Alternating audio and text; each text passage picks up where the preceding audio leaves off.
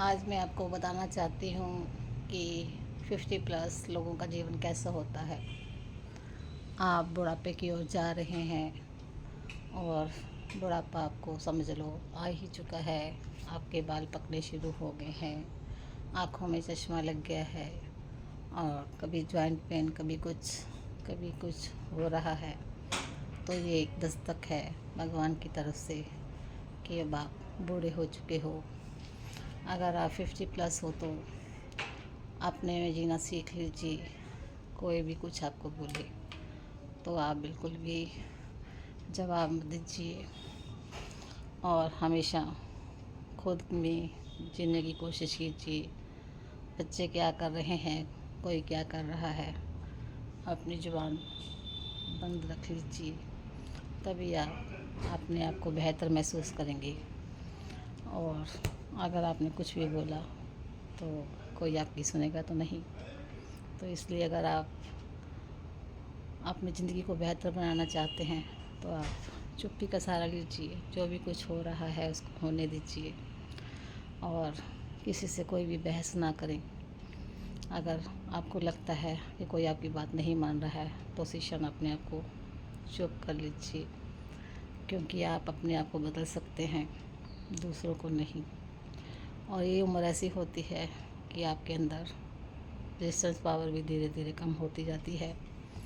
जितना मर्जी कोशिश कर लें, भगवान तो दस्तक देता है, बताता है कि तुम्हारे बाल पक रहे हैं, तुम्हारे आँखों में दृष्टि कम हो रही है, हाथ पैरों ने काम करना कम कर दिया है, थोड़ी देर काम करने के बाद आप थक जाते हैं। तो इसको स्वीकार कीजिए, क्योंकि बुढ़ापा तो एक दिन सबको ही आना है। और कभी भी कोई भी इस बात का घमंड ना करे कि हम जवान हैं, हम किसी को कुछ भी बोल सकते हैं, क्योंकि बुढ़ापा तो सबको ही आना है। आज हमें है, कल दूसरे को है, कल दूसरे को है, कल तीसरे को है, क्योंकि ये चीज़ तो भगवान के हाथ में है। ये तो है नहीं कोई हमेशा जवान रहेगा, हमेशा चुस्त रहेगा, हमेशा हेल्दी रहेगा। इसलिए जहाँ तक कोशिश हो सके अपने आप को मेंटेन करने की कोशिश कीजिए। मैं इस टाइम 60 साल की हूँ, तो पूरी कोशिश करती हूँ कि मैं सारा काम करूँ और हमेशा कुछ ना कुछ करती रहूँ। पर फिर भी जो शरीर है वो जवाब तो देता ही है, वो शो करता है कि हमें थकावट होने लग गई है। और कोई भी बात करता है तो अब हमारे अंदर सुनने की क्षमता भी आ गई है। हमें लगता है कि हमें चुप रहना ही ज़्यादा अच्छा है, क्योंकि अगर हम चुप रहेंगे, किसी को जवाब नहीं देंगे, तो वो बोल बोल के अपने आप चुप हो जाएगा। इसलिए हम किसी को बदल नहीं सकते हैं, हमें बदलना है तो खुद को, और तभी हम संसार में सुखी रह सकते हैं।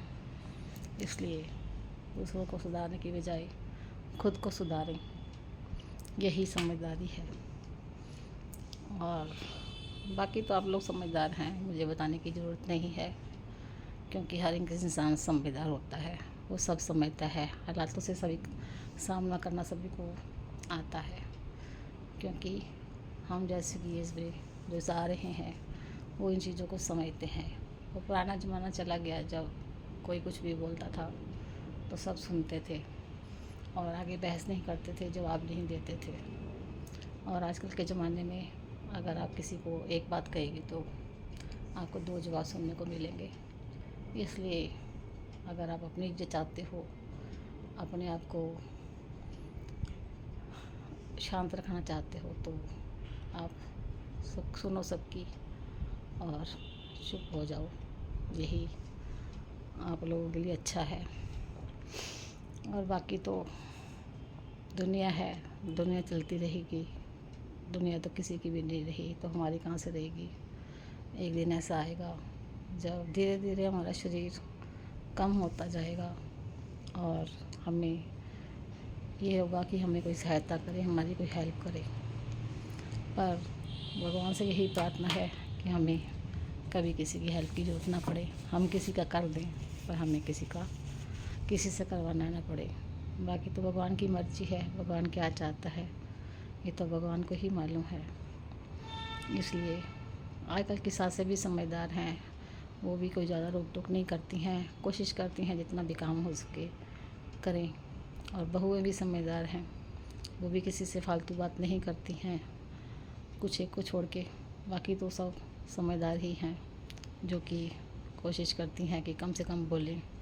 अच्छे घरों की हैं, अच्छे संस्कारों वाली हैं, तो वो तो वैसा ही करती हैं। और जो ऐसा नहीं करती हैं तो समझो उनके संस्कार अच्छे नहीं हैं, उनको शिक्षा अच्छी नहीं मिली है। और जिनको अच्छी शिक्षा मिली है वो कभी भी किसी से बहस नहीं करती हैं, हर एक रिश्ते को निभाना जानती हैं। माँ बाप को माँ बाप की जगह रखती हैं, सास ससुर को सास ससुर की जगह रखती हैं, जो समझदार होती हैं। और इसलिए आजकल के ज़माने में ऐसा नहीं है कि सोचे कि सास है तो रोब चलाना है। आजकल कोई भी रोब नहीं चलाता है, सभी अपनी इज्जत करवाना जानते हैं, करना जानते हैं।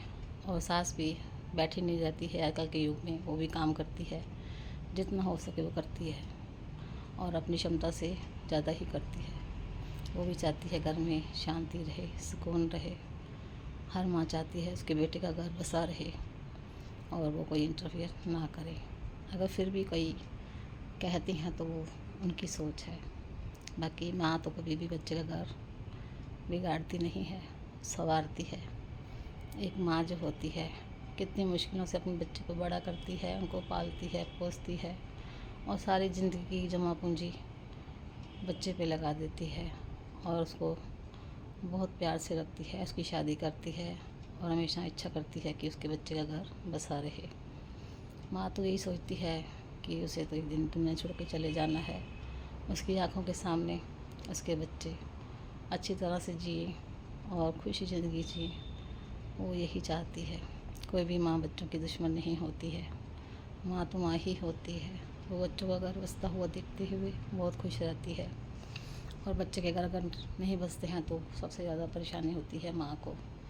एक बच्चा अगर शादी नहीं करता है तो उसकी सबसे ज़्यादा दुख किसको होता है? उसकी माँ को। उसकी माँ कहती है कि जब मैं संसार से चली जाऊँगी तो मेरे बच्चे को देखने वाला कोई हो, उसका घर हो, वो अपने घर में सुखी रहे, वो यही चाहती है। इसलिए सास को कभी भी दुश्मन मत माने, अपनी माँ ही माने, क्योंकि माँ से बढ़कर सास होती है, जो कि अपने जमा पूंजी, अपना बेटा जो कि इसको जान से प्यारा होता है, वो एक लड़की के हवाले कर देती है, जो कि उसको जानती भी नहीं है। बदले में वो क्या चाहती है? एक यही चाहती है कि उसके बच्चे उससे सम्मान से रखें, सम्मान से बात करें, उसको इज्जत दें। इसके अलावा वो कुछ नहीं चाहती, क्योंकि एक उम्र के बाद उसकी इच्छाएं भी ख़त्म हो जाती हैं, उसको कोई इच्छा नहीं रहती है। इसलिए हमेशा परिवार में प्यार रखें, बनाए रखें, और माँ बाप को भी पूछें, आपके माँ बाप हैं उनको भी पूछें, कोई मना नहीं करता है, क्योंकि उन्होंने भी आपको जन्म दिया है। पर एक सास को भी अपनी माँ ही समझे, उसको दुश्मन ना समझे, क्योंकि सास भी कभी भी बच्चों का बुरा नहीं चाहती है। वो भी चाहती है कि हमारी बहू, हमारा बेटा खुश रहें, हमारे पोते पोती खुश रहें, इससे बढ़कर वो कुछ नहीं चाहती है। मेरे तो यही विचार हैं। बाकी तो हर एक माँ के अच्छे विचार होते हैं। हर एक माँ अपने बच्चे की हमेशा वेल विशर होती है, दुश्मन नहीं होती है। इसलिए माँ को कभी भी अपना दुश्मन ना माने, और हमेशा माँ का सम्मान करें, खुद भी खुश रहें, दूसरों को भी खुश होने दें। कई लोग ऐसे भी हैं जो अपने माँ बाप को वृद्धाश्रम में छोड़ देते हैं। उनको से भी यही कहना चाहूँगी कि आज उनका टाइम है, आपने उनके साथ ऐसा किया है, और कल आपका टाइम आएगा तो फिर आप क्या सोचोगे? जब आपके साथ से बीतेगी, फिर आप अपने कर्मों को याद करोगे कि हमने अपने माँ बाप के साथ क्या किया, और तब तक बहुत देर हो चुकी होगी। आपके माँ बाप इस दुनिया में नहीं रहेंगे, और वो कलप कलप के मर जाएंगे। इसलिए हमेशा माँ बाप को इज्जत दीजिए, सम्मान कीजिए, पत्नी के माँ बाप का भी सम्मान कीजिए, अपने माँ बाप का भी सम्मान कीजिए, दोनों का कीजिए।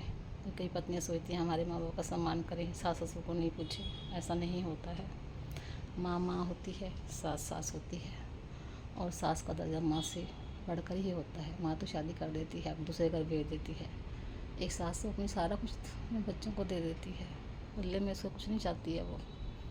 इसलिए हमेशा सास ससुर की इज्जत करें, माँ बाप की भी करें, और लड़के को भी चाहिए कि वो अपने सास ससुर की भी इज्जत करे और अपने माँ बाप की भी।